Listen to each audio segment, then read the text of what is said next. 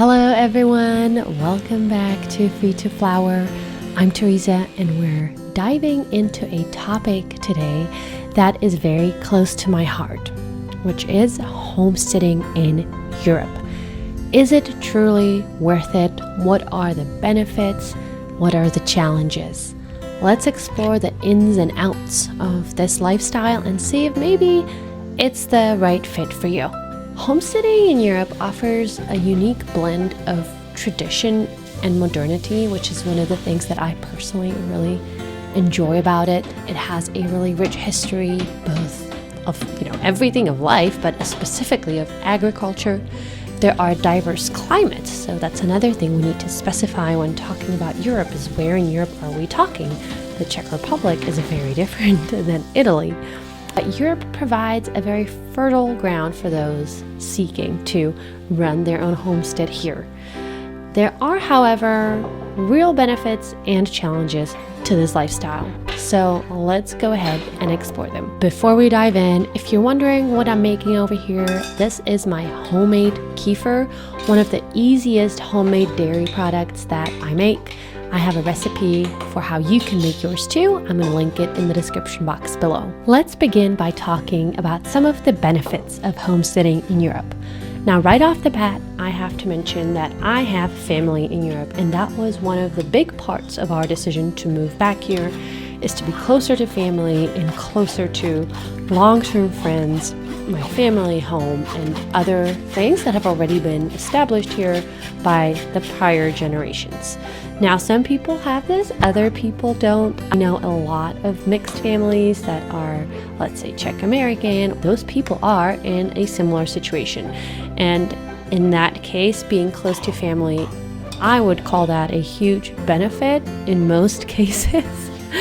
But like I said, it doesn't apply to everybody. However, piggybacking off of that, the next huge benefit of homesteading in Europe is the community. So, family aside, there is just a sense of communal living here that I feel like is very different in the United States. Now, I will say that moving to a new place and meeting people after you move is much easier in the US. There is just a culture of people moving, pretty frequently for work or other reasons. And so it is very common for families or adults to be seeking new friends because they just moved to a new area. This is not the case here. It is very uncommon for people to just up and move to a completely new area. Usually it's rare, but it's usually for something for a major reason. And so the assimilation at first, I would say, it can be difficult, especially in a small place. We live in a small village. My family has been in this village for probably around 70 years. And yet we are still seen as the people who moved here from elsewhere. However, that being said, once you do integrate into the community, and I would argue that that has become a lot easier now than it ever has before, all the communal things that happen here are just wonderful. So as an example, our little village has a preschool or preschool/daycare. The children can start preschool here at age 3, and there is a separate building also that is a school. Both of these two establishments organize different events for the entire community. So whether your kids go to those schools or not, everybody in the village can attend events that these guys put on, and they put on amazing events. So they have a Christmas market, they have an Easter event, they have usually a fall theater event that's out in the forest, and it's like an interactive theater. Last year they made a whole walking trail for kids with different clues and things that they left along the way. There's just so many different things that these guys put on, mostly in their spare time, I think. apart from that, there are a couple of other groups and societies here, and I'm talking just about our tiny little village. There are a couple other groups and societies here that also hold events. So there's the Hunting Society. They hold a ball every single year. Same for the local volunteer firefighters. They hold many events, actually. They hold a ball, they hold a competition in the summer that is open to the public and is a lot of fun, especially for the kids. They even have a weekly extracurricular activity for kids where they can go and practice some of the skills to maybe one day become a volunteer firefighter. There is a football league here in this village.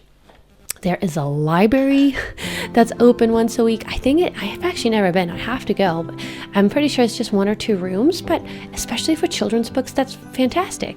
And it's walking distance. It's less than 5 minutes walk probably from our house. On top of that, people organize events privately. So we now have friends in the village. So there's obviously birthday parties, but other things too. That are, let's say, linked to some other like national holidays. There is going to be like a dress-up event. I just got a notification in about a month. So almost every month there is something happening here that you can join.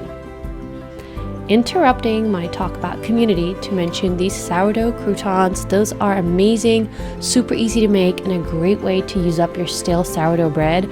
I love throwing those in a bowl of soup or on salad. Sometimes we even just crunch on them without any sides, and they're delicious. I'm going to link the recipe in the description box below. All right, on to the next benefit, which is shorter distances. I really appreciate this. This is maybe more of a lifestyle thing than a purely homesteading thing, but we live about 2 hours from 3 major European cities, all of which have an airport. This past weekend, we took our boys skiing with some friends of ours. It was a pretty, basic slope, but it was a 20-minute drive. When we go shopping, we go to the nearest town that actually has a giant castle in it, and that is a 15-minute drive. We have a basic convenience store right here in the village, so that's walking distance. If we want a bigger supermarket, that's that 15-minute drive. So that is really nice. You don't have to drive super long distances. Like, for example, when we usually live in Texas, a very different story, to get anywhere. Same for shipping things. Like, shipping is extremely fast, much faster than the US, which basically means that it doesn't really matter that if you live out in the country, you still get most things within 2 days. And I'm not talking, Amazon Prime equivalent or anything like that. Just normal shipping from private companies usually takes 2 or maybe 3 days.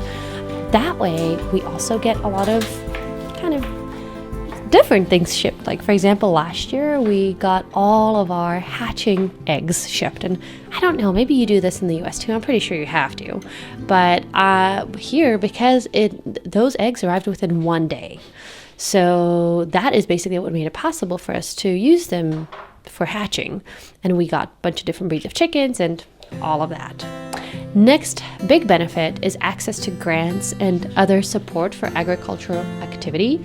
Those are from the EU or from the state. Obviously, slightly double-edged sword to be taking somebody else's money. However, it can be a huge financial help if you are trying to build your homestead into a little business.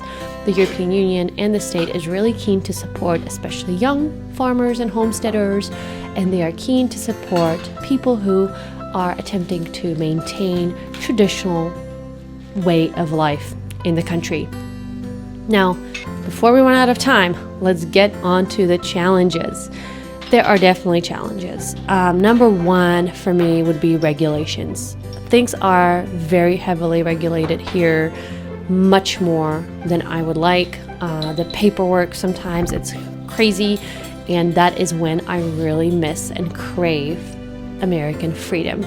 I do not like having to register every single piece of animal and pay tax on it. That is just over the top.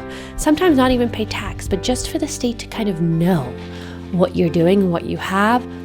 I don't like that. Obviously, it goes hand in hand with the grants that they distribute. So, like I said, double-edged sword. Another challenge would be space restrictions. Obviously, not as much space here as there is in the US in some ways. So in some ways, I guess land could be slightly more expensive than in the US.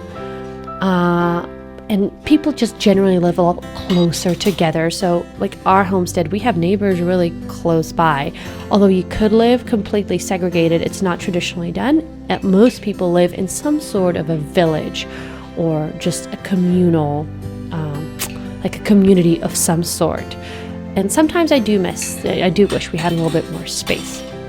And lastly, for some activities, I would say there are lack of resources. So especially when it comes to horse riding and, all that like cowboy stuff for Western riding, obviously we don't have the history for that here. And so there are just not that many resources available. Same for certain new methods of growing vegetables or, some of the things like I wanted to get a soil test kit.